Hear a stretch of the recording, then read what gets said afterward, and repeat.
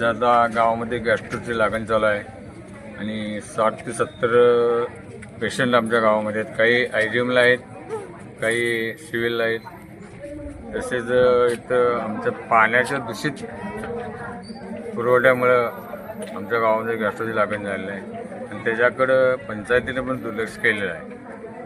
तसेच जे वैद्यकीय अधिकारी आहेत ते पण आता रात्री 9 वाजता आमच्या गावामध्ये भेट झाली.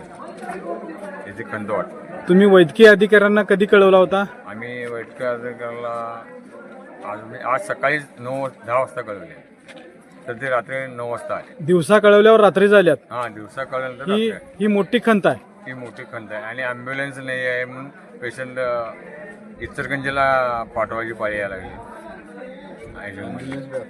ॲम्ब्युलन्स देखील आत्ता इथे हजर झाली. तुमचे सगळे पेशंट आता कुठं ऍडमिट आहेत? महाराष्ट्रात काय कर्नाटकात? महाराष्ट्रात. इकडे कर्नाटकात सुविधा मिळत नाहीत? नाही मिळत. असं तुमची खंत आहे? आहे, खंत आहे.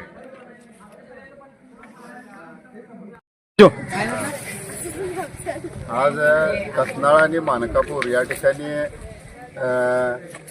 दूषित पाण्याचा पुरवठा झाल्यामुळं गॅस्ट्रोची साथ फैलावलेली आहे आणि जवळजवळ 80 पेशंट या कसनाळमध्ये आहेत. काही पेशंट सिरियस आहेत आणि काही पेशंट हे गाव पातळीवर उपचार घ्यायला लागलेत.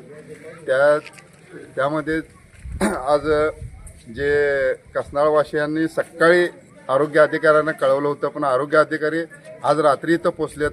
रात्री ॲम्ब्युलन्स पोचले. हे खरोखर सरकारचं नियोजन एकदम ढिसाळ नियोजन आहे आणि तातडीचं इथं जवळजवळ PHC केंद्र हाकेच्या अंतरावर असं आहे. तरी देखील इथं जर कसनाळच्या नागरिकांना पुरवठा म्हणजे आरोग्य केंद्राची म्हणजे सुविधा मिळत नसेल, रात्री इथं अधिकारी येत असतील, तर निश्चितपणानं ग्रामपंचायत प्रशासनाचं ढिसाळ कारभार आहे. कारण मानकापुरामध्ये चिकनगुन्ह्याची साथ चालू आहे, कसनाळमध्ये गॅस्ट्रोची साथ चालू आहे आणि चिकनगुन्ह्या चालू होण्याचं कारणच की मानकापूरमध्ये गावामध्ये एकही गटर स्वच्छता नाही आहे. त्याच्यामुळे आणि दूषित पाण्यामुळे या नागरिकांना विविध आजारांना सामोरं जावं लागलं आहे. त्यामुळं हे निश्चितपणानं प्रशासनानं दखल घेऊन या नागरिकांना चांगली सुविधा पुरवावी ही प्रशासनापुढे मी विनंती करतो. तुमचं नाव काय? राजू कुमार, मानकापूर ग्रामपंचायत सदस्य.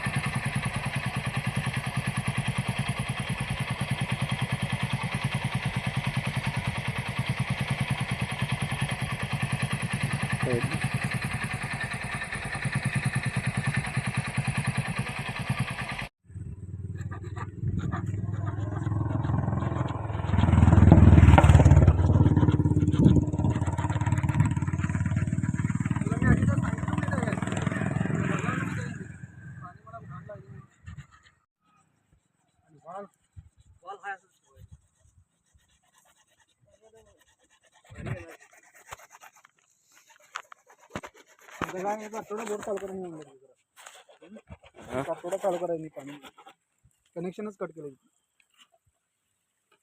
शिरा करायला का वावर तिरकं चालली रे.